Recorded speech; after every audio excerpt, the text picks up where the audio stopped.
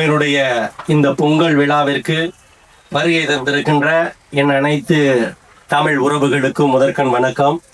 மாமதுரையினுடைய நிறுவனர் என் மதியாவுக்குரிய அண்ணன் ஜே.கே. முத்தண்ணன் அவர்களுக்கு என் முதற்கண் வணக்கம். மாமதுரையை உலகெங்கும் எடுத்து செல்லுகின்ற எங்கள் சித்தப்பா அவர்களுக்கும் முதற்கண் வணக்கம். மற்றும் அனைத்து நிர்வாக உறுப்பினர்களுக்கும் ஆயுள்கால உறுப்பினர்களுக்கும் என் முதற்கண் வணக்கம். தவமாய் தவம் இருந்து பொற்காலமாக நம்மோடு வாழ்ந்து கொண்டிருக்கின்ற பாண்டவர் பூமி தந்த என் மண்ணின் மைந்தர் சேரன் அவர்களுக்கு என் முதற்கண் வணக்கம். எங்கள் அண்ணன் ஏன் இந்த மாமதுரை என்று இந்த அமைப்புக்கு பெயர் வைத்தார் என்று நீங்கள் நினைத்திருக்கிறீர்களா? மதுரையினுடைய பெருமையை நீங்கள் சற்று பின்னோக்கி பார்க்க வேண்டும். அதனால்தான் மாமதுரை என்று சொல்லியிருக்கிறார்கள்.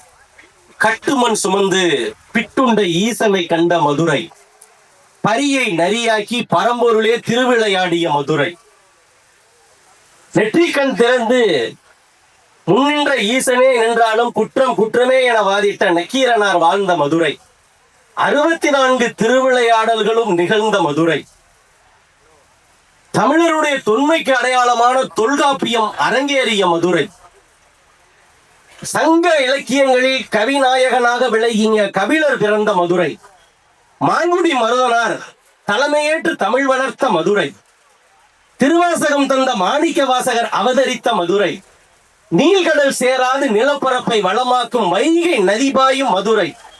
மதுரையினுடைய பெருமை எண்ணிலடங்கா பெருமை. ஒற்றை கால் சிலம்பேந்தி தன் கணவன் கல்வனா என நீதி கேட்டு கண்ணகி நின்ற இடம் மதுரை.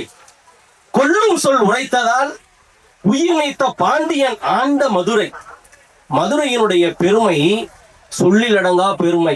மதுரை தமிழ் 3 தமிழும் முழுமதியாய் ஆட்சி செய்தது இந்த மதுரை. மதுரைதான் உலக மங்கையரின் கூந்தலோடு மணமணக்கும் மல்லிகை பூ நகரம் மதுரை. மதுரை இன்றைக்கு கீழடி நாகரிகம். மதுரைதான் உலக வரலாற்றிலேயே மிக தொன்மையான நாகரிகத்தை தாங்கி நிற்கின்ற மதுரை.